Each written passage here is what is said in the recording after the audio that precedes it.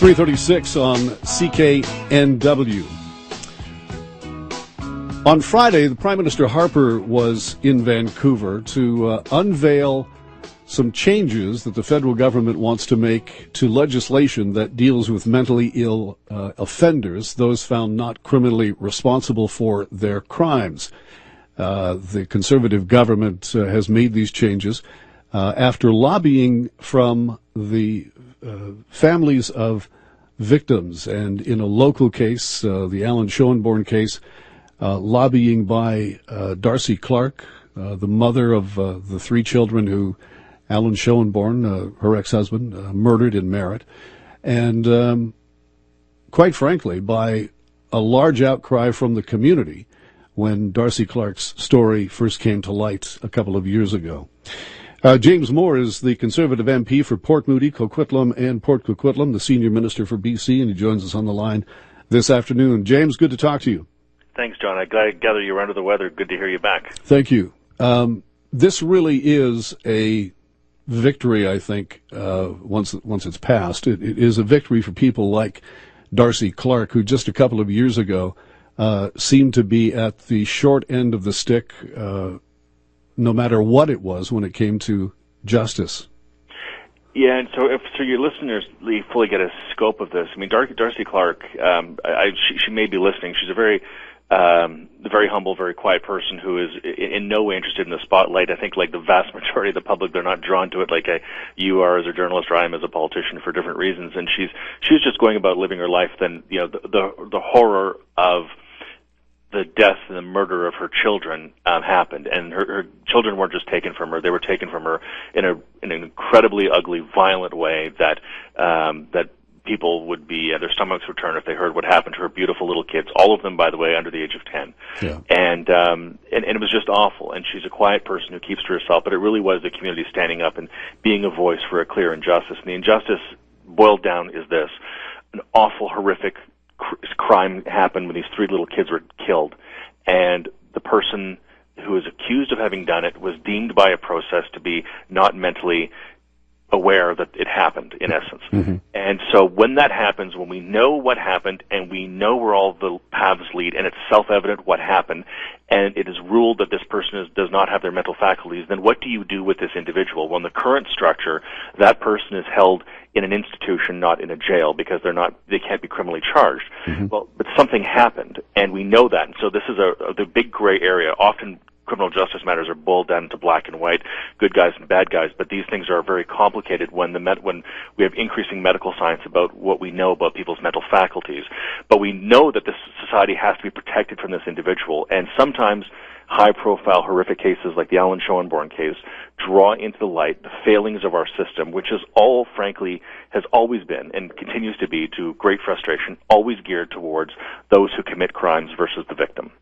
Yeah, and that's what happened here. And Darcy Clark is someone who should never have to be re-victimized, but the system re-victimized, because when somebody can't be charged, it's just like, you know, you could be accused of something and you didn't do it, and essentially he can't be charged, and so he's eligible to be released back into the community. Well, the way the system has been set up, including right up until this day, is that he could be released back into the community, and there's no community consultation, no consultation with local police, no consultation with the victim and the family, no guarantee that they wouldn't run into this person, no buffer zones, no designation whatsoever that this person should be kept an eye on. And it's really awful, and it's decided by a 3-person panel, only one of whom has to be a psychiatrist. And given the advances in medical science, we know that in some cases, in making that kind of a determination is a tremendously subjective, at times, designation. And there's some real imprecision here, and the consequence of which can be what we see with Darcy Clark and Alan Schoenborn, where, frankly, this animal could have had access to the community, and there was no consideration for Darcy, her family, and community safety. And so what we announced on Friday changes all of that. All right, we'll get into that when we come back. And also the accusation, I suppose, the criticism that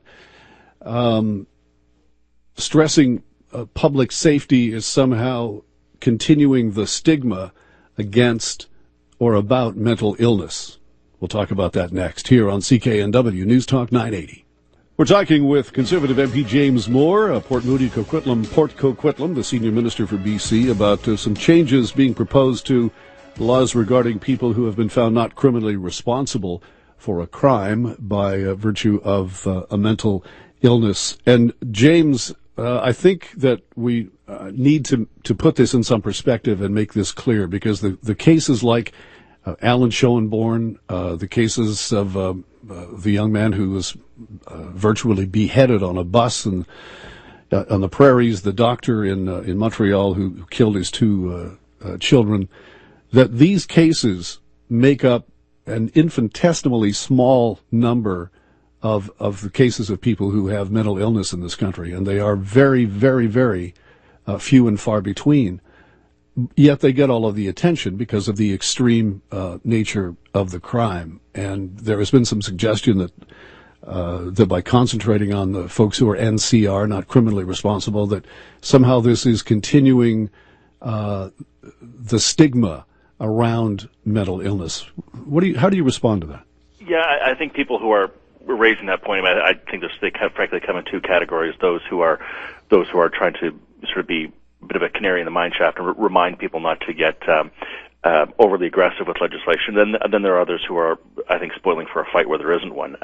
Look, we already have all kinds of apparatus and social services available for those who find themselves in that circumstance. There are many, the Justice Minister was out as well with the Prime Minister last week, and he pointed out in the press conference, he said, there are examples of people who are, who go on maybe on a shoplifting spree because they're literally off their medication, and those things happen. But what we are talking about here are high-risk offenders, and this legislation allows for courts to decide that someone is a high-risk offender. So it actually carves that out. So what we're doing is actually what mental health advocates have asked for, which is not to take the Alan Schoenborn and Vincent Lai, the guy in Winnipeg who decapitated someone on a Greyhound bus, not to take those high-profile, horrific dynamic or circumstances and apply that dynamic to everybody who's in the system. So we're actually setting that aside, the high-risk offenders, and creating that designation separate from those on the other side. But I think equally it's important as well to point out that I think the public, to a certain degree, wants the justice system to work and to make sure that we separate those who play by the rules from those who don't. Now, those who don't may not play by the rules because of intellectual incapacity, or they're intellectually not able to participate in society in a civilized way, or those people who are been deemed NCR for good reasons or not. But they just, at the end of the day, want to make sure the government is doing everything that we can through the courts, through law, through the penal, everything, to ensure that we're protecting citizens first, and that public safety comes first, and that the system is set up in all its dynamics to treat the process. But we can't have the entire system weighted to that side of the equation and ignore the interests of Darcy Clark, public safety, public anxiety, and that's far too often the case. As an example, use Alan Schoenborn as an example. If he was allowed out on escorted day passes, I'm presuming, and it is a presumption because I don't know, that he would be on some medication. And if at some point, like the doctor in Montreal, who has been released after killing his two kids, is stable and on some medication, I'm curious what kind of follow-up is there to make sure that they stay on their medication after having committed, a terrible crime, but having been found not criminally responsible for it. It would depend on the individual and the regime that's obviously prescribed by a doctor. I mean, there would be regular check-in periods. It wouldn't be that different from being perhaps on parole. Some of them would have to be, of course, escorted. Some of them would have to be, relatively high-profile escort, or they could only have access to certain places where they're, for example, it could be somebody who's involved in violating the health and safety of a child. They wouldn't obviously be around anything like that, and they would maybe go to a park. There are all kinds of levels, as you can imagine, of conditions associated with that, and those can be imposed by the three-person panel at any time. But what's most important, I think, in this regard is that there is now a new designation of a high-risk person of NCR, not criminally responsible, so high risk. And before a person like Alan Schoenborn could even apply to go before the panel now, by the way, is not annual, it's once every 3 years, and before he could apply to go to the panel to ask to be allowed back into the public, he would have to get a judge to remove the high-risk offender designation, get that removed. So for a person like Darcy Clark, who's trying to heal, she can't heal if every year she's dragged before a tribunal, and she can't heal if every year it comes up and then it gets postponed by 3 months and then postponed by 3 months, and it's just a never-ending gauntlet of just the scab being ripped off this wound. Yeah. And so now it's every 3 years, and if he's designated high risk, then she doesn't have to worry about it until the high risk is removed, and then it's every 3 years. And then on top of that, there's the regard for public safety, which is why, the mayors of the Tri-Cities, where I live, where we live, Greg Moore, Richard Stewart, Mike Clay of Port Moody, all of them have come out and supported this because they say, we have an obligation as well, yes, to Darcy Clark, but also to our constituents and to make sure that the public safety is taken into account here. James, appreciate your time today. Thank you.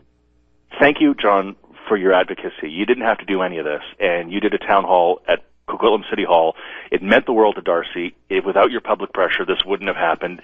And to Dave Teixeira and to all the mayors and everybody in the community who stood up and stood with Darcy, they didn't have to either. It's a demonstration of the best of civics, and I appreciate everything you guys have all done. Thanks for joining our program. Thank you. Bye now. James Moore, the MP for Port Moody, Coquitlam, and Port Coquitlam, here on The World Today at 3:52.